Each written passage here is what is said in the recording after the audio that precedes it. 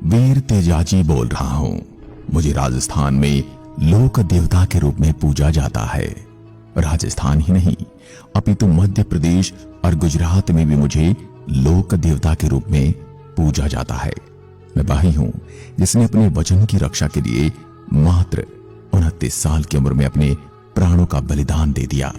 मैं वही हूं जिसके पीछे 5 जनों ने और भी अपने प्राण त्याग दिए, जिसमें मेरी स्वामी भक्त लीलन घोड़ी भी शामिल थी। मैं वही हूं जिसको अपनी भलाई का कर्ज अपनी मौत से चुकाना पड़ा।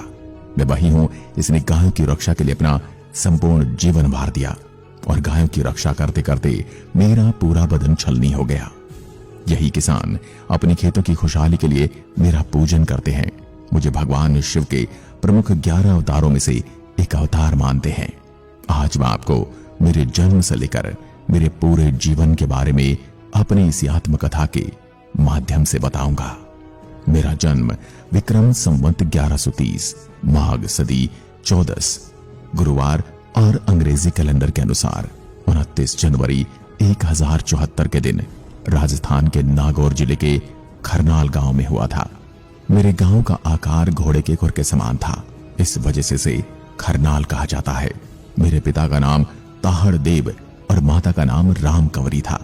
मेरा जन्म एक धौलिया जाट परिवार में हुआ था और इसी के चलते मैं आज जाट समाज में उनके आराध्य देव के रूप में पूजा जाता हूं। मेरे पिता खरनाल के जागीरदार थे।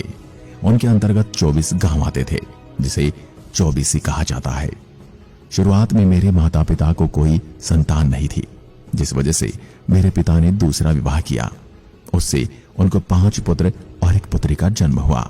उसके बाद मेरी मां से मेरा और मेरी एक बहन का जन्म हुआ। मेरा विवाह बचपन में ही हो गया था।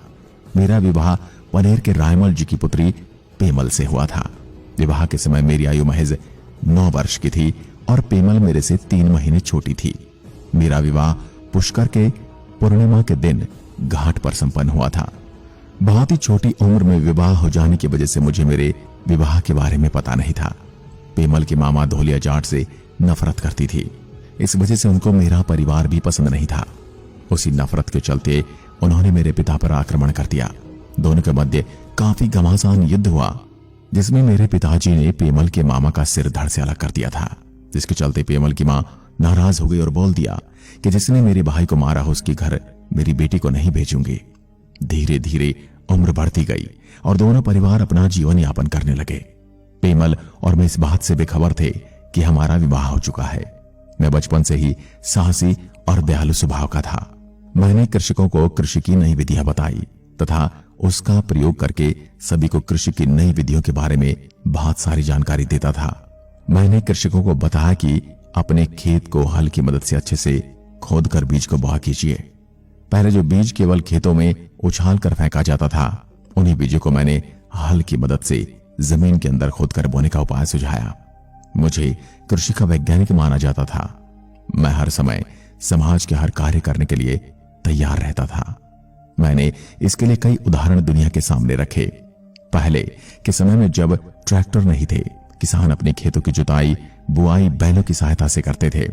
तो रेगिस्तान की तपती धूप से बचने के लिए सुबह जल्दी उठकर खेत पर चले जाते थे और इसके बाद घर की औरतें उनके लिए खाना लेकर आती थी। उसी तरह एक सुबह मैं भी जल्दी अपने खेतों पर चला गया था, लेकिन उस दिन मेरी भाभी मेरे लिए खाना लेकर बहुत देर से आई। इस पर मुझे बहुत गुस्सा आया। मैं बोला कि इतनी देर कैसे हो गई? सारे लोग खेतों में काम कर घर जाने वाले हैं और तुम खाना लेकर अब आई हो। इस पर भाभी ने जवाब दिया कि पहले मैंने धान को पीसा, फिर खाना बनाकर लेकर आई हूं। ऊपर से मैं अपने बच्चों को रोता हुआ छोड़ कर आई हूं और मुझे इतनी बातें सुना रहे हो। अगर ऐसी गरम गरम फुलके खाने हो तो अपनी पत्नी लेकर आओ। यह सुनकर मेरा माथा ठनका कि मेरी पत्नी कहां से आई। तब मुझे भाभी ने मेरी विवाह की सारी कहानी सुनाई। यह सुनकर मैंने भाभी से कहा कि भाभी अब तो उसी के हाथ से खाना खाऊंगा, और ये कहकर मैं अपनी पत्नी को लेने जाने के लिए अपनी घोड़ी लीलन को लेकर निकल पड़ा। भाभी के द्वारा गुस्से में निकले हुए अपने शब्दों पर बहुत अफसोस होने लगा और उन्होंने मेरे से क्षमा भी मांगी, पर अब क्या हो, क्योंकि धनुष से निकला हुआ तीर और मुंह से निकले हुए शब्द वापस नहीं होते और मुझे उनका ताना चुभ चुका था। मैं तैयार होकर पेमल को लेने निकल पड़ा। रास्ते में बहुत सारे अपशगुन हुए, लेकिन मैं फिर भी नहीं रुका। जब मैं पनेर पहुंचा तो शाम हो चुकी थी और मेरी सास गाय का दूध निकाल रही थी। लीलन के टाप की आवाज से गाय उचक गई। इस पर सासू बोली कि नागरो जाती ओड़ो ओ कौन है। जनी गाय ने भिड़का दी। यह सुनकर मुझे बहुत बुरा लगा और लीलन से कहा कि लीलन वापस चलते हैं, जहां अपना सम्मान नहीं वहां नहीं रुक सकते। मेरे आने का पता अब पेमल को चला तो पेमल अंदर से दौड़ कर आई। मुझे रोकने के लिए मेरे पैर पकड़ लिए कि एक तो इतने सालों बाद आए हो और उसमें भी ऐसे बाहर से ही जा रहे हो। पेमल को देखकर मैंने अपने गुस्से को थूका और वहां पर बैठकर मैंने थोड़ा ही समय बिताया था कि वहां की स्त्री रोती हुई मेरे पास आई, जिसका नाम लाछा गुजरी था। आकर बोली कि मेरे गाय डाकू चुरा कर ले गए हैं, उन्हें बचाइए। ये सुनते ही मुझे अपना कर्तव्य याद आ गया और उसी समय मैं पेमल को वहां छोड़कर अपनी गाय को वापस लेने के लिए निकल पड़ा। रास्ते में जाते समय मैंने एक सांप को आग में जलते हुए देखा। मेरे अंदर उसके प्रति दया जागी और मैंने अपने भाले से उसको आग से बाहर निकाला। बाहर निकालने पर उसने बोला कि मेरे को मोक्ष की प्राप्ति हो रही थी, लेकिन तुमने मेरे को मोक्ष मिलने से वंचित कर दिया। इसका दंड तुम्हें भुगतना होगा। ये सुनकर मैंने बोला कि अगर ऐसा है तो मैं दंड भुगतने के लिए तैयार हूं, लेकिन उससे पहले मुझे गाय को छुड़ाने जाना है। जब मैं गाय को छुड़ा लूं उसके बाद मुझे रस लेना। लेकिन सांप ने बोला कि यहां से जाने के बाद कौन मरने के लिए वापस आएगा। यह सुन मैंने कहा, मैं तुम्हें वचन देता हूं, मैं गायों को बचाकर तुम्हारे पास आऊंगा।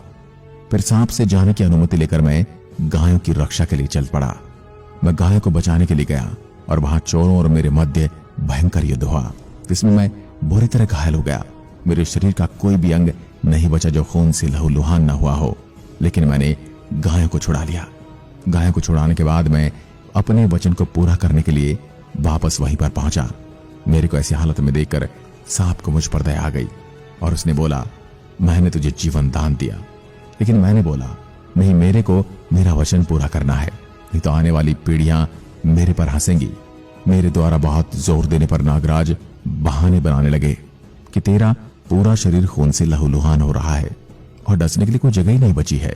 तब एक तरफ को घाव लगे हुए हैं। ये सुनकर मेरी जीभ निकाली और बोला कि इस जगह पर कोई घाव नहीं है, आप मुझे यहां डस सकते हैं। अब उसके पास कोई विकल्प नहीं बचता है और कहते हैं कि मेरा शरीर आग में पूरी तरह जल चुका है, मेरी हिम्मत नहीं है मैं तुम्हारी जीभ तक पहुंच सकूं। तो मैंने उसको अपने भाले से ऊपर उठाया और अपनी जीभ बाहर निकाल ली और फिर सांप ने मुझे जीभ पर डसा। फिर ऐसे अजमेर के सुरसुरा नाम की जगह पर मेरी सांप के डसने से मौत हो गई। इस प्रकार किशनगढ़ के पास सुरसुरा में भाद्रपद शुक्ल 10वें संवत 1160 तदनुसार 28 अगस्त 1103 के दिन तेजा जी की मृत्यु हो जाती है। जब यह खबर पेमल तक पहुंचती है तो उसे बड़ा दुख हुआ और उसने अग्निदेव से विनती की कि अगर मैंने अपनी पवित्रता का पूरी तरह पालन किया तो मुझे अपने अंदर संभालो। और ऐसे ही भागनी प्रकट होती है और पेमल उस समय सती हो जाती है। पेमल के सती होने के बाद नाग को भी बड़ा दुख होता है और मेरी वजह से एक सत्यवादी को अपनी जान गंवानी पड़ी। दुखी होते हुए कहता है, आज तेरी जान एक सांप के काटने से गई है, लेकिन आज के बाद कोई भी तेरे नाम की ताती बांध देगा तो उसको कभी सांप के काटने से मौत नहीं होगी। यह कर उसने भी प्राण त्याग दिए। इस तरह इस जगह 3 जनों ने अपने प्राण त्याग दिए।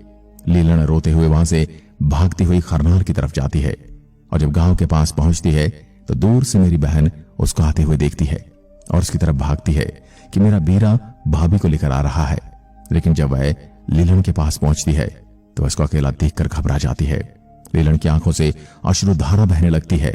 यह देखकर मेरी बहन समझ गई कि मेरा भाई नहीं रहा। अपने भाई के विलाप में वह भी अपने प्राण त्याग देती है।